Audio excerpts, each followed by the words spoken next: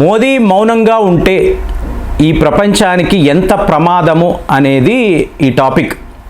అంటే అతను నిశ్శబ్దంగా ఉంటే మీకు ప్రపంచంలో ఎన్ని సమస్యలు వస్తాయి, దీనివల్ల భారత్కు ఉండే లాభము ఏమిటి? అదేంటండి అలాగా అంటే చూడండి, ఇవాళ ఈయన సెప్టెంబర్ 22 అమెరికా వెళ్తున్నారు. న్యూయార్క్లో ఒక ఇండియన్ డయాస్పోరాకు సంబంధించిన మీటింగ్, ఆల్రెడీ టికెట్స్ అంతా కూడా సోల్డ్ అవుట్, చాలా పెద్ద లెవెల్లో క్యాంపెయిన్ జరుగుతుంది. సో ఈ టాపిక్ ఏమిటి అంటే మోదీ అండ్ యుఎస్ ప్రోగ్రెస్. అంటే లాంగ్ ఐలాండ్ అనబడే ప్రాంతంలో మీకు ఈ మీటింగ్ అనేది ఉంటుంది. సో ఇప్పుడు మీరు గమనించారు అనుకోండి, జో బైడెన్ గారి టికెట్ అనేది పడిపోయింది, ఆయన వికెట్ పడిపోయింది కదా. సో జో బైడెన్ గారు మీకు ఎలక్షన్ క్యాంపెయిన్లో లేరు. డొనాల్డ్ ట్రంప్ గారిని తీసుకున్నారు అనుకోండి, చాలా పెద్ద లెవెల్లో ఆయన బిజీగా ఎలక్షన్ క్యాంపెయిన్ చేస్తున్నాడు. సో అలాగే కమలా హ్యారిస్ గారు కూడా మీకు డెమోక్రటిక్ పార్టీ తరఫు నుంచి ప్రెసిడెన్షియల్ క్యాండిడేట్గా హై లెవెల్లో ఆవిడ ప్రాపగాండా అనేది మొదలుపెట్టారు. డొనాల్డ్ ట్రంప్ గారి కన్నా కమలా హ్యారిస్ వద్దే ఈ ఎలక్షన్ ఫండ్స్ అనేవి ఎక్కువ ఉన్నాయి. అంటే ఆవిడ పెద్ద లెవెల్లో క్యాంపెయిన్ చేయగలరు. మరి ఈ టైంలో మోదీ గారు ఎందుకండి అమెరికా వెళతారు? అక్కడ ఈయన్ని ఎవరిని కలుస్తారు? మీకు జో బైడెన్ని కలిసి ఏ ఉపయోగం లేదు. డొనాల్డ్ ట్రంప్ గారు ఈయన్ని కలవరు, ఎందుకంటే వాళ్ళు బిజీ. కమలా హ్యారిస్ గారు కూడా కలవకపోవచ్చు, లేదా వచ్చి ఒక అరగంట షేక్ హ్యాండ్ ఇచ్చేసి ఆవిడ వెళ్ళిపోవచ్చు. మరి ఈ టైంలో మోదీ గారు అమెరికా ఎందుకు వెళుతున్నారు? నేను చెప్తున్నాను కదా ఫ్రెండ్స్, మన చరిత్రలో ఇలాంటి ఒక గేమ్ ప్లాన్ నేనైతే ఎప్పుడు చూడలేదు. అంటే హయ్యెస్ట్ లెవెల్లో మనం ఆడుతున్న చాణక్య నీతి అని చెప్పాలి. ఒక 2 రోజుల క్రితం ఒక వీడియోలో మాట్లాడాం. మోదీ గారేమో రష్యా వెళతారు, అదే టైంలో రాజ్నాథ్ సింగ్ గారు అమెరికా వెళతారు. తరువాత మీకు జైశంకర్ గారు, ఈయనేంటి సౌదీ అరేబియా, జర్మనీ, స్విట్జర్లాండ్ ఇక్కడికి వెళుతున్నప్పుడు అజిత్ దోవెల్ గారు మళ్ళీ రష్యా వెళతారు. ఏంటండి ఇదంతా? మీరు గమనించారో అనుకోండి, కామ్గా సైలెంట్గా మోదీ వర్కౌట్ చేస్తున్న ఈ వ్యవహారాలు చూశారు అనుకోండి, రేపు ప్రపంచం యొక్క తలరాత మారిపోబోతుంది. దీన్ని మీరు గమనించాలి. ఏంటండి అంత పెద్ద విషయం అంటే, ఇప్పుడు మీకు వ్లాడివోస్టాక్లో మీకు పుతిన్ గారు ఆయన ఏమన్నారు? నా ఓటు నేను ఎండార్స్ చేసేది ఎవరు? కమలా హ్యారిస్. కమలా హ్యారిస్ గారే మీకు అమెరికా యొక్క అధ్యక్షురాలుగా ఎన్నిక కావాలి. She should be the future of America, president of America అని చెప్పి స్వయంగా పుతిన్ గారు చెప్తున్నారు. అలాంటిది చూడండి, ఒకవేళ మోదీ గారు అమెరికా వెళ్ళారు, మీకు అక్కడ ఇండియన్ డయాస్పోరాని కలిశారు, మీరు అందరూ కూడా కమలా హ్యారిస్కే సపోర్ట్గా ఉండాలి. ఎందుకు? ఆవిడ మన భారత సంతతికి చెందిన మహిళ. మీరందరూ కూడా కమలా హ్యారిస్కు ఓటు వేసి ఆవిడ్ని గెలిపించండి. ఒకవైపు ఇండియన్ డయాస్పోరా, ఇంకొక వైపు బ్లాక్ కమ్యూనిటీ, వీళ్ళందరూ కలిసి కమలా హ్యారిస్ని అమెరికా ప్రెసిడెంట్గా చేస్తే పరిస్థితి ఏమిటి? అంటే అమెరికా యొక్క భవిష్యత్తు అనేదే ఉండదండి, కుప్ప కూలిపోతుంది. ఇది జరగాలి అంటే పుతిన్ గారు, మోదీ గారు వేసుకున్న ఈ ప్లాన్, నిశ్శబ్దంగా వీళ్ళు వేసుకున్న ప్లాన్. ఎందుకు ఇలా చెప్తున్నానంటే, ఒకవేళ కమలా హ్యారిస్ అమెరికా యొక్క ప్రెసిడెంట్గా ఎన్నిక అయ్యారు అనుకోండి, ఏం జరుగుతుందండి? Similar to Joe Biden. ప్రపంచమంతా కూడా ఇవాళ యుద్ధాలలో ఉండడానికి కారణం ఎవరు? Joe Biden. అంటే అమెరికా రష్యాకు ఇచ్చిన ఒక వరము ఏమిటి? యుక్రెయిన్ యుద్ధము. అదేంటి ప్రేమ్ గారు ఇలా అంటున్నారంటే ఇదే వాస్తవం అండి. ఈ యుద్ధము వల్ల ఏం జరిగిందండి? భారత్ లాంటి దేశాలు మనము అమెరికన్ డాలర్ వాడకూడదు, రష్యాతో మనము రూబుల్ ట్రేడింగ్ చేసుకుందాము. ఎన్ని దేశాలండి? ఎన్ని వాస్త్రో అకౌంట్స్ అండి? 22 వాస్త్రో అకౌంట్స్. ఇవాళ భారత్ 22 దేశాలతో మనం వాస్త్రో ఒప్పందాలు పెట్టుకున్నాం. అంటే ఏమైంది? అమెరికా డాలరే లేకుండా ప్రపంచంలో వ్యాపారం జరగబోతుంది. ఇది ఎలా చెప్తున్నారు అంటే, ఇప్పుడు మీరు బ్యాంకింగ్ వ్యవస్థలో ఉన్నవాళ్ళు స్విఫ్ట్ అని మాట్లాడతారు. స్విఫ్ట్ అంటే ఏంటి?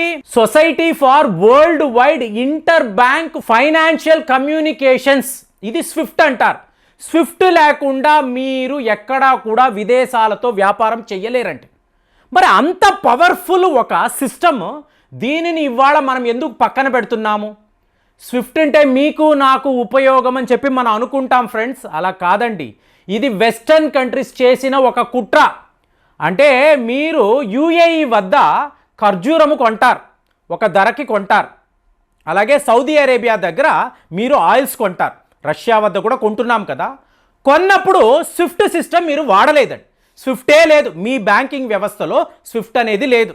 అప్పుడు యుఏఈ వాడు ఈ ఖర్జూరము మనకు ఎంతకు అమ్మాడు వెస్టర్న్ కంట్రీస్కి తెలుస్తుందా, అమెరికాకు తెలుస్తుందా?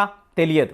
అలాగే రష్యా వద్ద మనం ఆయిల్స్ కొంటున్నాం, ఏ ధరకి మనం కొంటున్నాము స్విఫ్ట్ సిస్టంలో మీకు కనిపించదు, మనం వాడడం లేదు. అంటే అమెరికాకు వెస్టర్న్ కంట్రీస్కి మన మీద నిఘా పెట్టిన విధానం ఇదేదో మీకు easy to communicate, easy to transact అని మనం అనుకుంటాం.